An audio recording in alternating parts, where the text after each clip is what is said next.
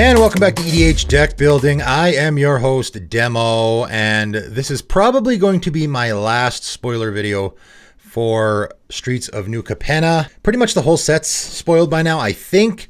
So there's a couple commanders that came out, though, that I just gotta give a mention here. They're super interesting. And I'm going to start out with Benny Brack's Zoologist, 3 and a white, Elf Druid, 3/2. And I'll just say, first of all, this is the worst color pie break I think I've ever seen for a creature. I don't know. It just does not feel like a white creature at all. He's a zoologist. I mean, a mono white creature that's a zoologist just feels very weird. Again, an elf druid, like a mono white elf druid, seems very weird. This just does not feel, this feels like a green card or possibly even a Simic card.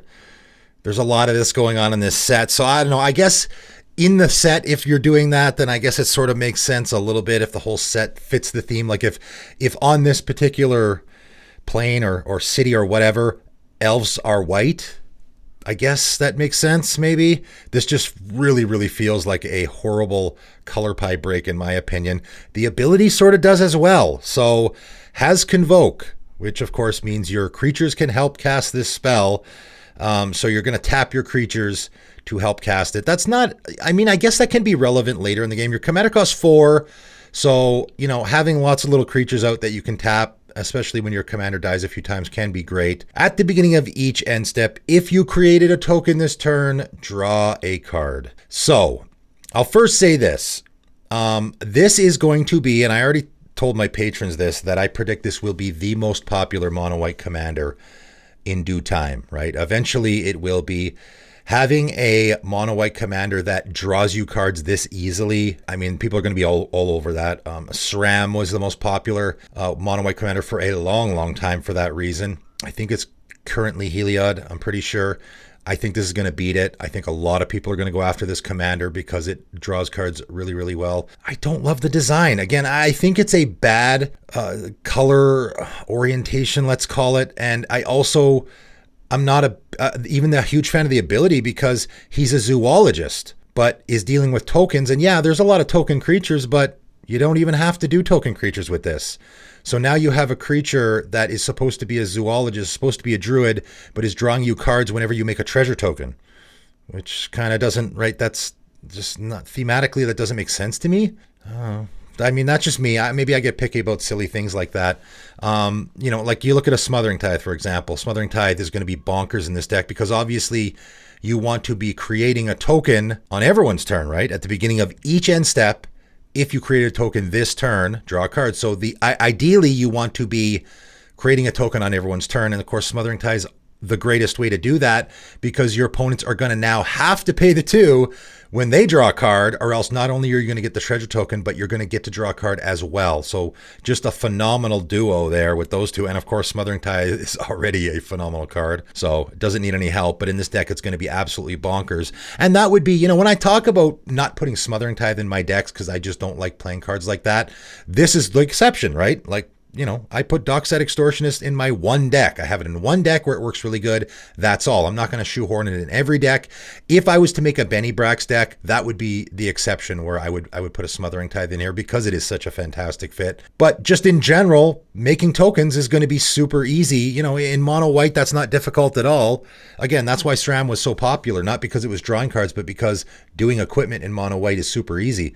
Doing tokens in mono white is super easy. Obviously, you're going to want to do it on other people's turns as much as you possibly can. And again, this is another commander, and there's been a bunch of commanders in this set that fit in the 99 of a lot of decks as well, right? So obviously, any commander where you are creating tokens, you're going to want to put this guy in there, right? So this is going to be a very popular commander and a very popular card in the format, period. I mean, they're really pouring it on with the draw a card in mono white. This is what, at least the third card I've seen that's drawing cards in mono white just in this set alone. Man, they're really pouring it on. I guess they're not really taking my advice here. That's okay.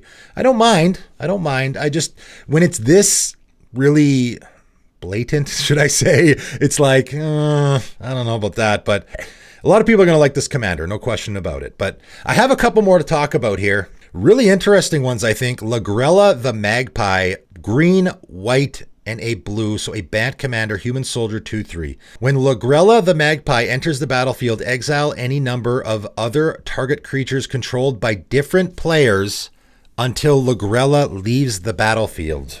So we have a, Banisher Priest type of effect here.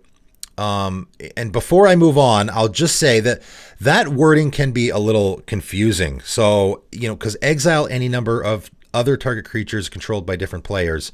So that to me, and I might be getting this wrong, but that to me means you can exile one creature per player, right? Because it has to be, what you're saying here is target creatures controlled by different players. So I can't target two creatures by the same player because that's not different players, right? Even though it says any number of other creatures, that just means that I can't exile all creatures. I can only exile creatures controlled by different players. So that means I can exile up to one creature per player, is how I'm quite certain it's worded that way, because for each player, including myself, I can exile one creature. So for that reason, there's a lot you can do there, obviously. Again, you can do the Banisher Priest where you just get rid of opponent's creature that's troublesome, like an Elishnorn, get it off the table. Or I can do mine and do a blink strategy here. However, when an exiled card enters the battlefield under your control this way, put 2+1/+1 counters on it. So if we exile our own creatures, now, when it comes back into play, right, because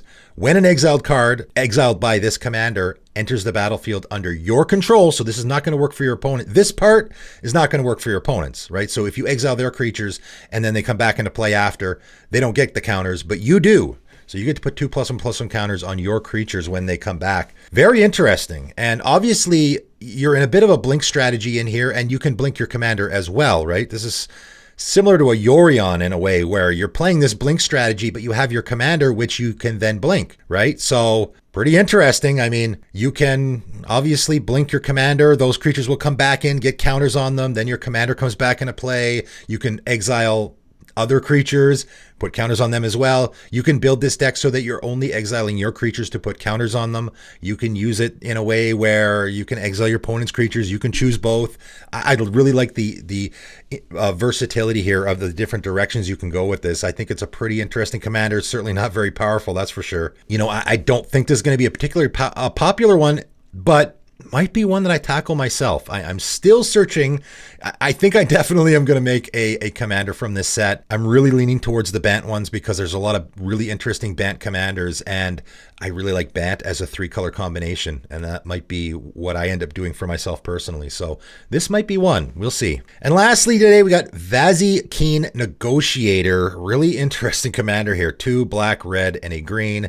Human Advisor, 3/3. Has haste, and of course, having haste on your commander, especially when it has a tap ability, is great. So you tap and target opponent creates X treasure tokens, where X is the number of treasure tokens you created this turn.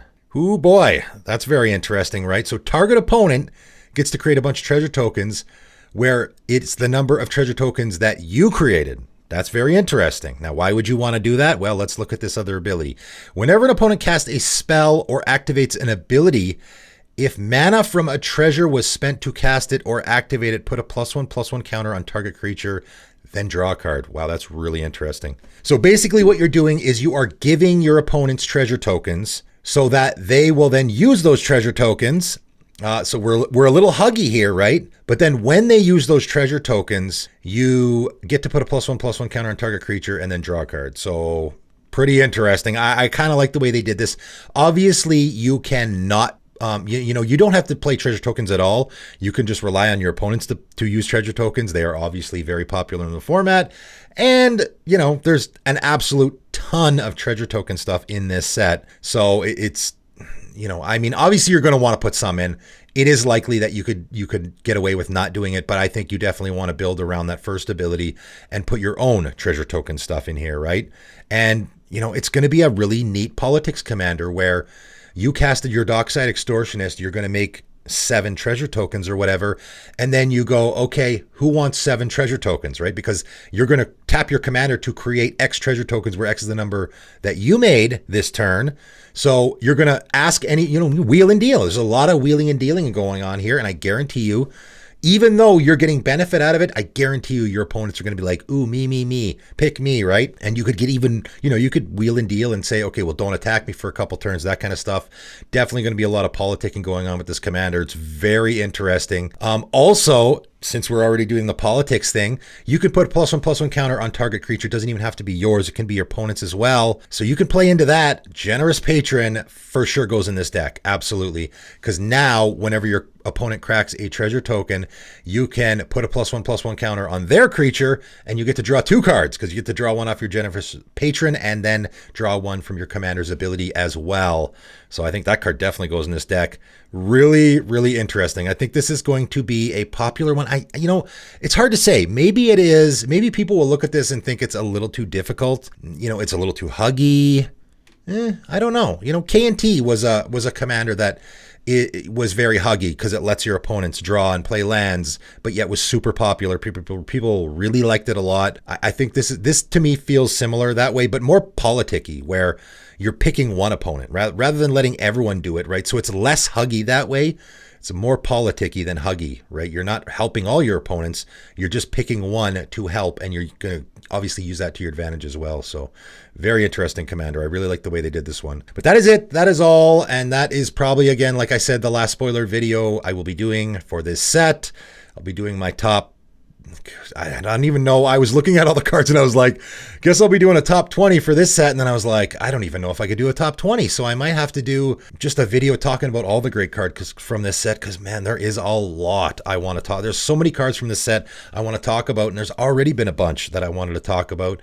And then again, I'll probably do a top 10 commanders from the set as well. So stay tuned for that. And I'll also be cranking out a few deck techs. I think my first one will be out tomorrow. So lots of stuff still coming from this set. So stay tuned for that. But that is it for today. And thanks for tuning in.